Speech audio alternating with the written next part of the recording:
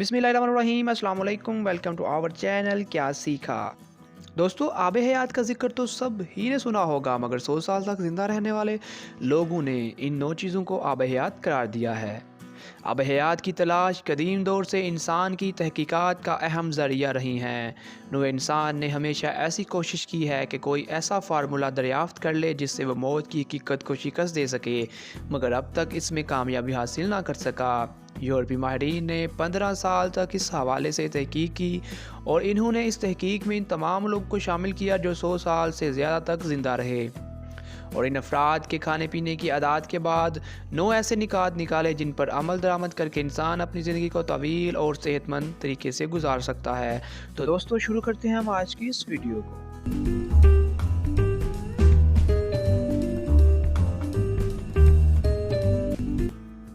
90 से 100% तक ग़िज़ा में पौधों को शामिल करें।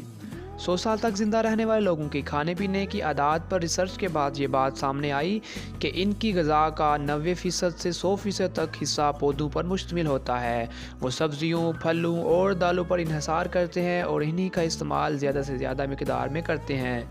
इसके अलावा खुश्क मेवाजात भी इनकी ग़िज़ा में शामिल होते हैं और खाने पकाने के लिए वो ज़ैतून के तेल का इस्तेमाल करते हैं।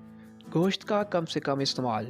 100 साल से ज़्यादा उम्र तक ज़िंदा रहने वाले लोग या तो सिर्फ सब्ज़ी खोर होते हैं या फिर वो बहुत कम मिकदार में गोश्त का इस्तेमाल करते हैं और वह महीने में ज़्यादा से ज़्यादा 5 बार बहुत ही कम मिकदार में गोश्त खाते थे।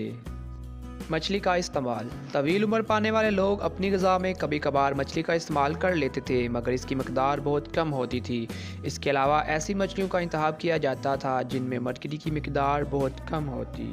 दालों का इस्तेमाल लाजमी करें। ऐसे लोगों की रोज़ाना की ग़िज़ा में लाजमी तौर पर दालों का एक बड़ा हिस्सा शामिल होता था, क्योंकि दालों में प्रोटीन की बड़ी मिक़दार शामिल होती है, इसलिए वो सेहत के लिए बहुत मुफीद होती हैं और इनमें चिकनाई की मिक़दार बहुत कम होती है, इस वजह से ये मुज़र असरात से महफूज होती है। चीनी का इस्तेमाल। ऐसे अफराद चीनी के इस्तेमाल को मुकम्मल तौर पर तर्क नहीं करते, बल्कि कुदरती ज़राए से हासिल होने वाली चीनी का इस्तेमाल करते हैं। मिसाल के तौर पर फलों के ज़रिए जिस्म में चीनी की ज़रूरत को पूरा करते, मगर इसके साथ साथ इस बात का भी ख्याल रखते हैं कि दिन भर में 4 चम्मच से ज़्यादा चीनी इनकी ग़िज़ा में शामिल ना हो। 2 मुट्ठी खुश्क मेवाजात। खुश्क मेवाजात पौधों से हासिल होने वाली वो ग़िज़ा है जो ताकत से भरपूर होती है। इस वजह से तवील उम्र लोग रोज़ाना 2 मुट्ठी खुश्क मेवाजात, मिसाल के तौर पर बादाम, अखरोट, मूंगफली का जौ वगैरह लाजमी अपनी ग़िज़ा में शामिल करते हैं। चक्की का आटा।